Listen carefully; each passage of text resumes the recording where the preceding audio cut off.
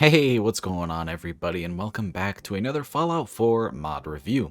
Today, we have something mighty interesting as we have a new creature mod, per se. This is not necessarily a creature, but it is a new type of AI that you can encounter in the world, and that's going to be combat drones by Ice Storm NG.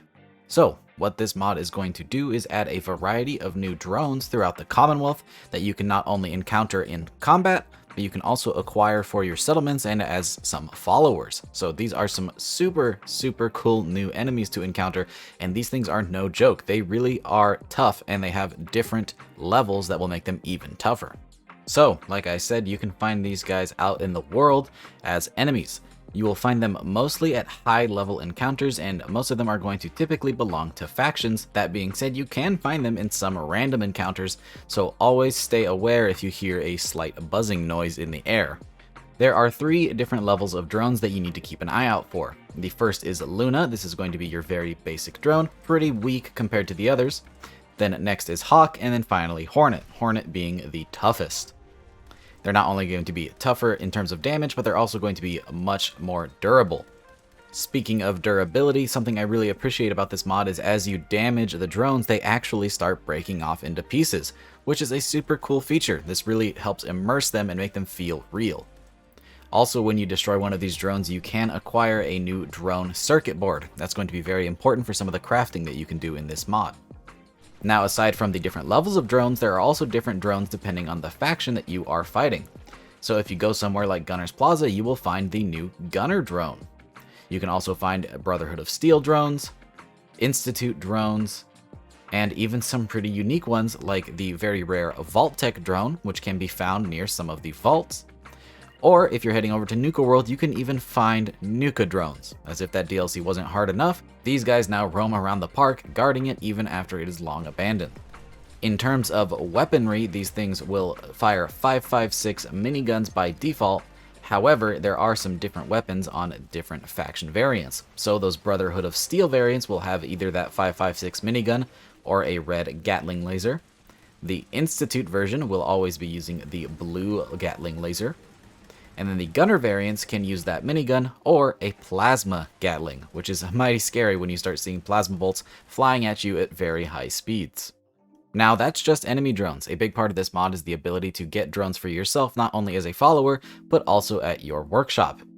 In order to do any of this, you're going to need to head over to the chemistry station and check out some of the new crafting options, for example, the drone activator for the settlement menu, as well as the different drone summoning tools themselves. As far as the drones that you can summon as a follower, there are the 3 different variants, the Luna, the Hawk, and the Hornet.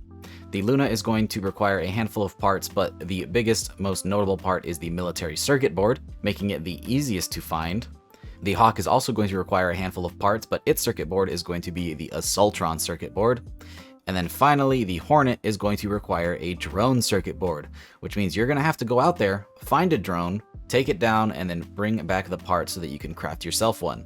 Making it pretty hard to grab, but once you do, definitely worth it, as this thing's going to be pretty tough. Now, the follower drones have a couple unique attributes. Firstly, they can spot and mark enemies at a pretty great range. So when you're walking around, enemies are going to be highlighted in red. And the distance on this is pretty far. I was spotting things that were much further than my naked eye could even see. These guys make for some great aerial support just in the fact that they're spotting things, but on top of that, they'll also attack your enemies using their different weapon systems. Now, these guys work as followers, not companions, meaning they will be destroyed and they're not going to have many commands or different features like that. Rather, they're just going to tag along and attack enemies until they're done for.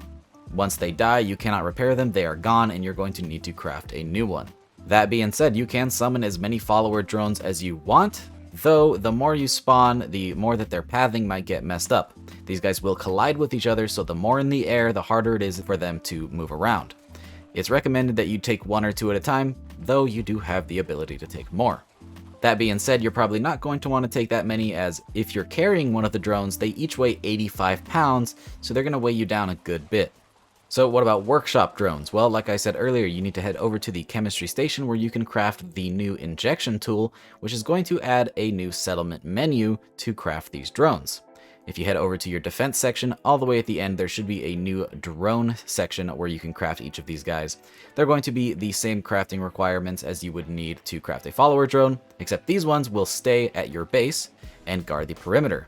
Now, unlike the follower drones, when these ones die, they will fall to the ground, but they're not gone forever. You can actually repair them much like you would repair a generator or other things found at your settlements. Whenever you place these drones down, you will see a little blue circle that is going to be your drone marker. This is going to determine their radius that they will patrol. So if you're using a rather large settlement like Spectacle Island, you can place these at different points around the island so that these guys are patrolling every single corner and having a nice free range of mobility. Each of these drones provides a different level of defense depending on which one you craft. The Luna variant will have 12 defense for your settlement, the Hawk will provide 15, and the Hornet will provide 20. Now, these are some pretty powerful defense items, though they do come at a pretty high cost. Not only do you need all of those crazy crafting requirements, but you also need some pretty high science and robotics expert skills. Now, given the complex nature of this new type of AI and creature, there are some quick notes that the author does give that you need to keep in mind when you're using this thing. Specifically pertaining to those follower drones, they are not intended to be used indoors as they are quite large in size. They technically can go inside, but they're going to have a bit of trouble navigating through some of these smaller doorways. This issue is especially prevalent if you're taking up more than one drone at a time. Now, the pathing can also have some issues in particularly dense areas of the game. For example, if you're traveling in downtown Boston, where there's a lot of different signs up in the air as well as different buildings that kind of get in the way of the aerial space, this guy may have some trouble figuring out how to get to the place he's going. That being said, they will teleport to you if you get too far away or they get lost. But even with those issues in mind, I find this mod to be truly amazing. I came into it with really high expectations, and it blew those out of the water and provided even more. I really like the different variants that you can find, especially seeing things like the Nuka drones as well as the Vault-Tec drones. This mod is truly amazing, and I love having new enemies to fight in the game, and this one is really neat. Having a new aerial thing to be aware of is super cool besides just vertibirds. Even the other floating enemies like Eyebots and Float Flies only hover about a foot off the ground, whereas this thing is up in the air and really brings your attention elsewhere while also dealing with opponents on the ground, making this a super unique enemy and something really cool. Not to mention it has all of the cool custom companion as well as settlement workshop items, bringing this mod to an 11 out of 10. This is really super amazing work by Ice Storm. If you want to try this mod out for yourself, it's available for both PC and Xbox. I will have links to both down in the description below. If you're checking the mod out on PC, I highly recommend you peruse Ice Storm's Patreon. They have some really cool mods there, including some different Seeker grenades and a new Graza mod. So if you're a fan of cool tactical equipment, that is some cool stuff to check out. And if you're there already, consider supporting them if you like the work that they're doing. With that though, we bring this video to a close. I hope you guys enjoyed the video, and I really hope you enjoyed the mod. If you did like the video, don't forget to drop a rating, subscribe if you haven't already for more videos just like this, and I hope to see you in the next one. Peace!